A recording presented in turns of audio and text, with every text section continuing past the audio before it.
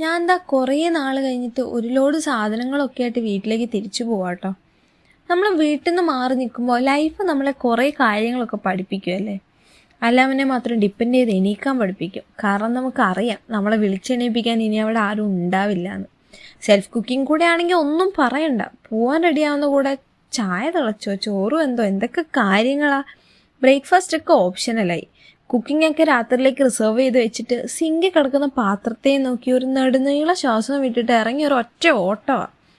എല്ലാം കഴിഞ്ഞ് വൈകിട്ട് റൂമിൽ വന്ന് ലൈറ്റ് ഇടുമ്പോൾ എംറ്റിനെസ് കാണുമ്പോൾ ഞാൻ സ്കൂൾ വിട്ട് വരുന്നതും കാത്ത് ചായയും ബിസ്ക്കറ്റും ഒക്കെ ആയിട്ട് കാത്തിരുന്നവരെ ഞാൻ ചെറുതല്ലാത്ത രീതിയിൽ മിസ് ചെയ്യാറുണ്ട്. എന്നിട്ട് രാത്രി ഉറങ്ങാൻ വേണ്ടിയിട്ട് കണ്ണടച്ചാലോ, പണ്ട് സ്കൂൾ വിട്ട് വന്നിട്ട് വീടിൻ്റെ അടുത്തുള്ള ഗ്യാങ്ങിൻ്റെ കൂടെ സാറ്റ് കളിച്ചതും കബഡി കളിച്ചതും ഒക്കെ കളിച്ചതും അനിയന്മാരുടെ ഭിത്തിയിൽ ക്രയോൺ വെച്ച് വരച്ചതിനും മമ്മിയുടെ തല്ല് കൊണ്ടതും മമ്മിയുടെ അമ്മയുടെയും കൂടെ രാത്രി ഇരുന്ന് ചന്ദനമഴ കണ്ടതും അച്ചാച്ചൻ വരുമ്പോൾ എന്ത് പലഹാരം കൊണ്ടുവരുന്ന ടെൻഷൻ അടിച്ചതും ഒക്കെ ഓർക്കും.